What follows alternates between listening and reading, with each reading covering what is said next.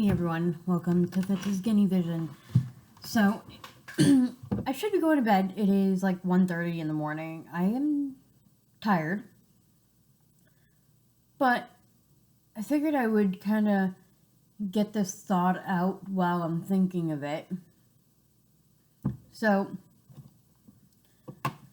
there's been a lot of talk about how pet stores shouldn't sell animals, and there's been a lot of blame put on pet stores. And although I understand where people are coming from when they say that, let's take a step back. Let's break it down.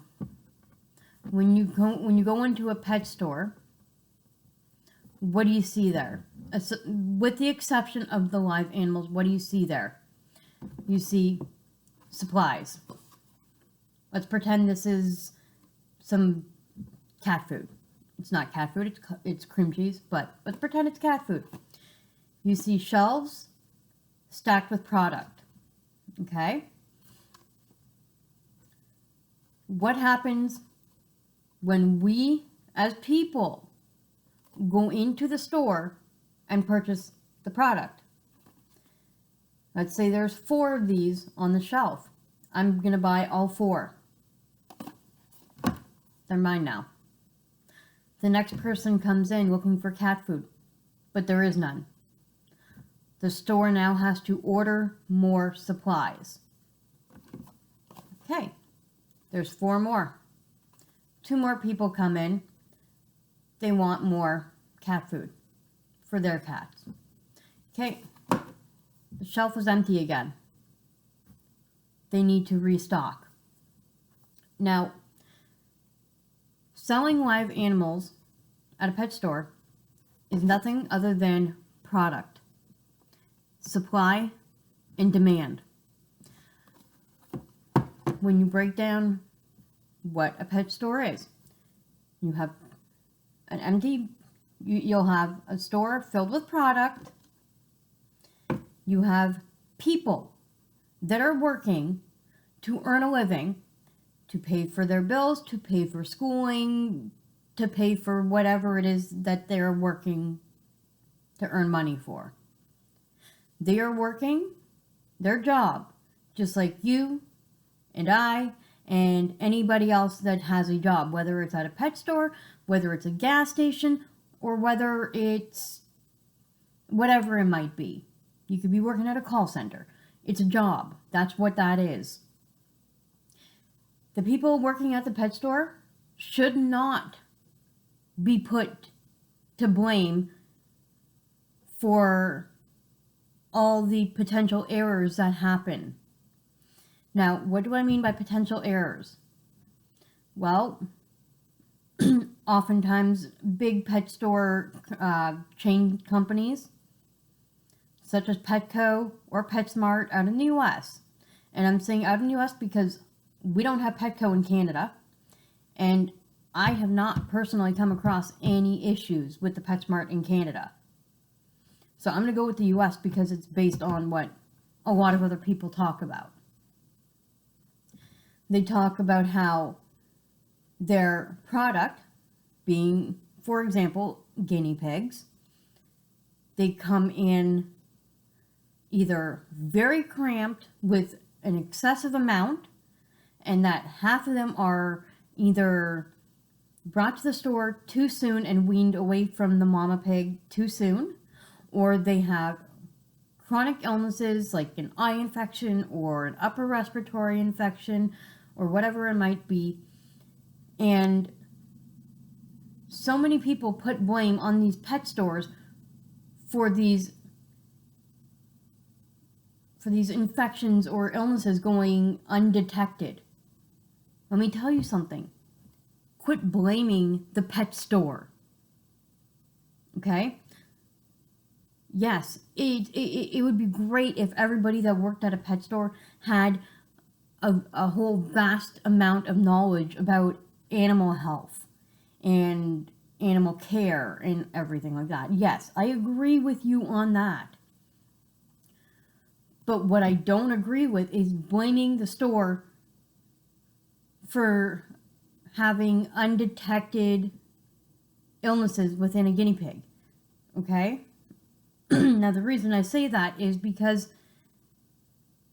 guinea pigs are prey animals and they hide their illnesses very well. They hide their injuries very well until it's almost too late. That is not the pet store's fault. Now, do I agree that they should be selling live animals? No. But here's part of the problem. People, you, me, anybody who purchases a live animal, the product from the pet store, we as people are to blame for the supply and demand of backyard breeding. So again, I'm gonna quickly run this down again for you. You have a pet store. It is okay. This is the pet store. Okay? You have your products. Without these products, you have nothing but an empty building. Now, in order for these products to make any money or for anybody to have jobs or anything like that, people, us, we need to purchase the supply, and that demands the store to get more supply. If we, as people, stop purchasing live animals from the pet stores, these backyard breeders will be out of work. Most backyard breeders do it. So, okay, I'm getting a little worked up. I apologize. But as far as I know, most backyard breeders, some do it for the money, some do it just for pleasure, some do it because they have nothing better to do. Yeah, it's happened. It happens. Okay? Now, if we as people boycott that sector of the pet store and stop purchasing these live animals, there will be no demand for them, meaning these breeders will have nowhere to send their product to. Now, I am not completely against breeding. There is ethical breeders out there. You need to do the research and find them. I totally support ethical breeding. I totally support guinea pig rescues. But someone once brought this to my attention, and the more I think about it, it does make sense. In the end, bottom line is, whether you go to a rescue to support them and adopt a guinea pig, where did that guinea pig initially come from?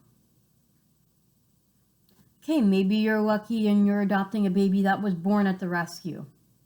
But where was that mama pig born? Where did that mama pig come from? They were bred somewhere, somehow. And maybe it was from a backyard breeder in the end. We don't know. There's no 100% way of telling that information.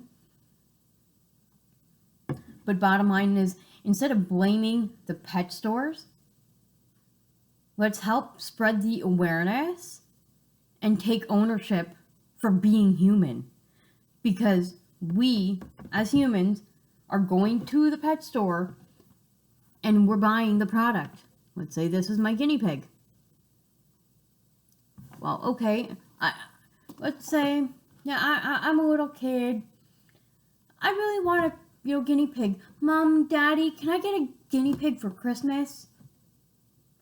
Well, are you responsible enough?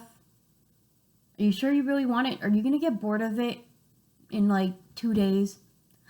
No, Mommy, no, Daddy, I really, really, really want a guinea pig. Please, please, please. Well, okay, let's go to this pet store and we'll see what's out there. If we can stop doing that, we can help break off the backyard breeding. There are many guinea pigs that are looking for new homes. If you try and do your research, you can go on Facebook rehoming groups. In Canada, we have Kijiji. In, I think, Australia, there's a website called Gumtree. In the US, there's Guinea Pig Finder, and there's like a ton of other websites out there for small animal rehoming. And sometimes you will have a local guinea pig rescue near you that you can go check out and try and adopt guinea pigs from them. Some people are like, oh, well, I really want my guinea pigs to be babies so that I can completely raise them on my own, kind of thing. And I totally 100% understand that. Because I wanted my guinea pigs to be very young so that I can have them for a long time and raise them myself. And I lucked out. I found someone on Kijiji that was rehoming the babies, which is my Lucy and Savannah. But there's a lot of guinea pig rescues that have babies, like dozens by the day, because they keep getting them surrendered pregnant, or not knowing that, you know, people think it's two females together, but it turns out to be a male and female, or like whatever the situation might be.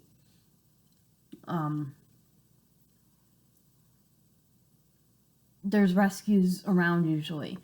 And if you don't have a rescue nearby, and you've looked at all your sources out there and you can't find any guinea pigs needing to be rehomed, then you know what? Do what you gotta do. I'm not gonna hate you for it. But I'm not gonna be 100% excited or happy either. I don't know. I can't say 100% for sure on that, because the PetSmart here in Canada, in my city where I live, I have in the past purchased baby guinea pigs from them. They were, I think, 4 weeks old at the time. Back then, the store only sold females, so there was no chance of missexing the guinea pigs. None at all. And other than the lack of information about appropriate sized caging, everything else that they had told me was fairly accurate. You know, they told me that guinea pigs needed a Timothy hay based diet. They showed me what pellets that they had recommended. They also showed me other products in the store that I don't necessarily agree with being as a healthy choice, but in the end, it's up to the consumer. They're just doing their job. They're there to earn an income. In order to earn the income, they need to have customer service, which means if I'm the customer and I want to buy a hamster cage to put my guinea pig in, okay, they might not really sell that to me, but if I want to buy the guinea pig cage starter kit for the 2 guinea pigs that I'm going to get from them, they're not going to stop me from that per se, because they're just doing their job. Their job is to sell the products. The more products they sell, the more demand there is, therefore the more money the company itself makes, which means they have the money to pay their employees for doing their job.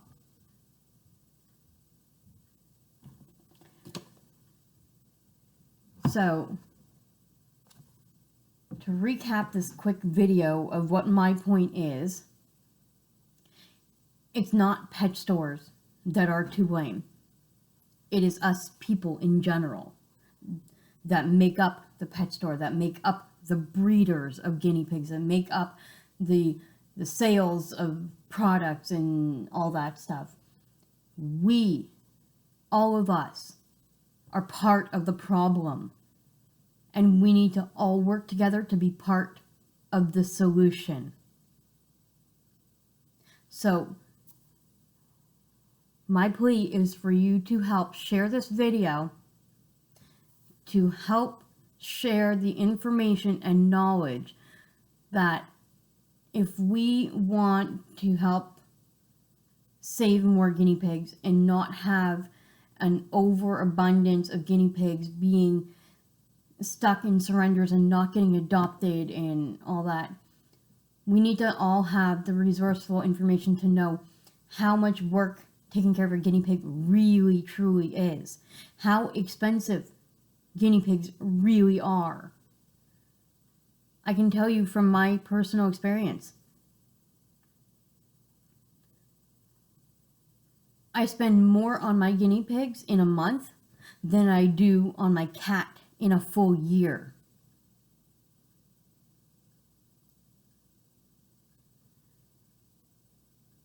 You have your fresh veggies that you have to give them daily. You have your pellets, your food. You have your hay, which is, again, part of food. You have your bedding. You have the initial cost of caging, the cage. And then there's the added cost of, your hidey houses and little toys that you get them and whatnot. Some people don't buy the expensive toys, and some people decide to make DIY projects, and that's totally okay. That's cool. That's awesome if you do that. I've done that. I still do every now and then.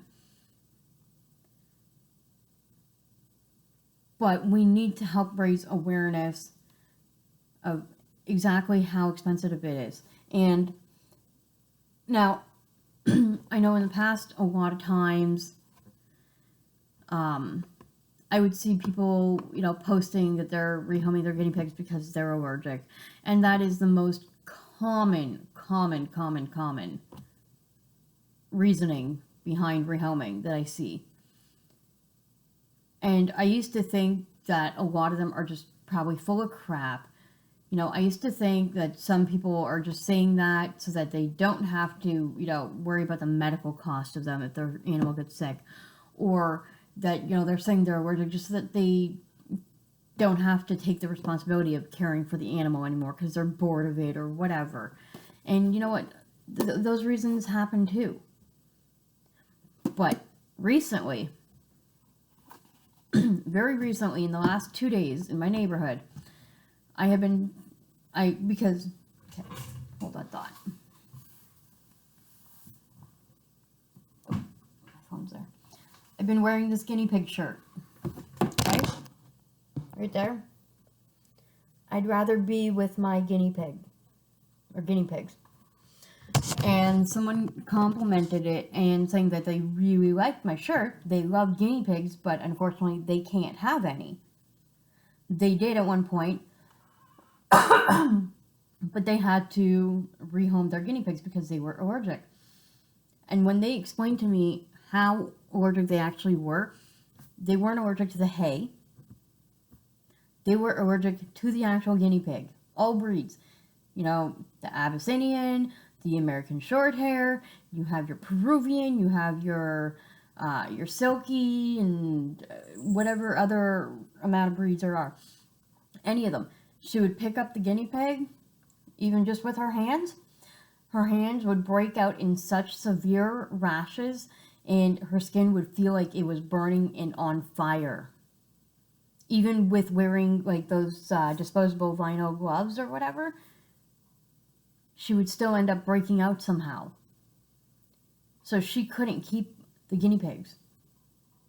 And so there are people out there that say they are allergic to the animal, and they are truly allergic to the animal. Now, yes, I do promote the concept of, get in touch with your local guinea pig rescue and, see if you can hold the guinea pig or help out volunteering for the day and be around them so you can find out, are you allergic to them or the hay or bedding or whatever it might be. But not everybody has that opportunity. Not everybody has the time to be able to do that. Some people work full-time, 40 hours a week, and they have a family, and they have this, and they have other obligations to worry about. So not everybody can do that. But sometimes the only way you find out whether it's for you or not is to try it. Now, I am very grateful that I am not allergic to my guinea pigs. I am very grateful for that. Another person that I know in my neighborhood that I've been speaking with, she breaks out in hives. But not with all breeds, only when she holds an Abyssinian. She had helped take in 2 guinea pigs probably just before New Year's, I think it was. And she figured a friend of hers had them and was trying to rehome them. So she was like, hey, why not? I wanted guinea pigs. I like guinea pigs, da-da-da-da-da. So she took them in. Of course, not having any knowledge on how to take care of them, unfortunately. Not having any resources on how to care for them properly. The amount of things that she told me that she did when she first got them, normally I would have been completely mind blown, exploded, freaked out kind of thing. But I managed to keep it cool. Excuse me.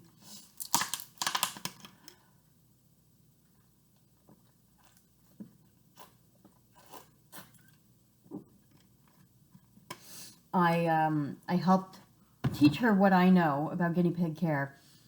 And anyways, anytime she would pick up her guinea pig, she had 1 Abyssinian, 1 American Shorthair. And the American Shorthair was extremely skittish and barely ever let her pick her up. So every time she would pick up the Abyssinian pig, she'd break out in severe hives all down, like anywhere that the fur would touch, she'd break out in severe hives. Now, sure, she could have kept them, but what kind of thriving life is it for the animal if they can't get affection or pets? You know, what kind of thriving and enjoyable life is it for the pet owner if they can't interact with the animal? So there's many reasons why people rehome their animals, and I'm finding a lot of people, when they say they're allergic to the animal, they legitimately are allergic to the animal. And you know, sometimes in life, when you're a kid, you don't have allergies, but as you get older, you develop allergies, and that can happen with animals too. That can happen with anything. It can happen with food. It can happen with materials. So it's just, there's a lot to think about when it comes down to this. But the main point of my video was to let you know that it's not the pet stores that are to blame for all of this. It is us people in general. You know, if we didn't have people doing backyard breeding, the stores wouldn't have the animal to sell, which means we as people wouldn't have the animal to buy.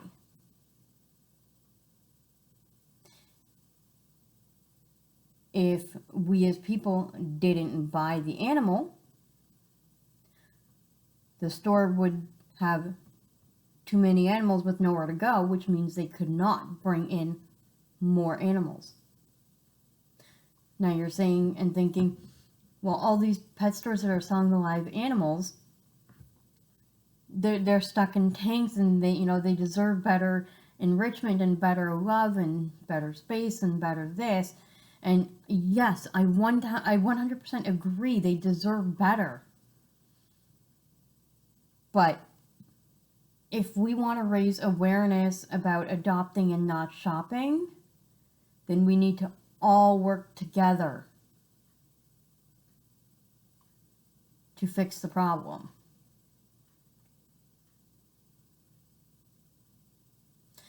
Now, if you think about it,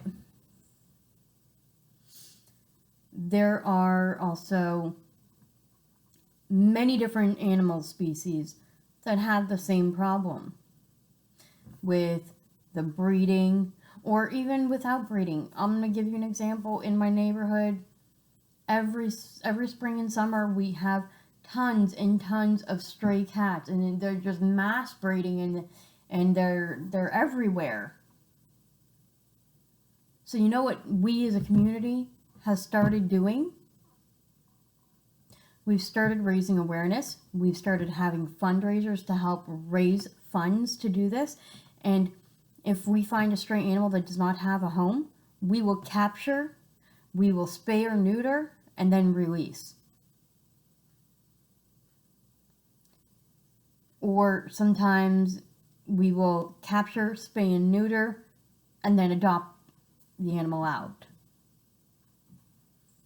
Lately, it's been more of the adopt the animal out because we've had lots of like cat rescues coming in and, you know, stepping forward and helping out in a big way. And that's because everybody, people, us as people, as a community, have come together to help this problem, and we are becoming the solution.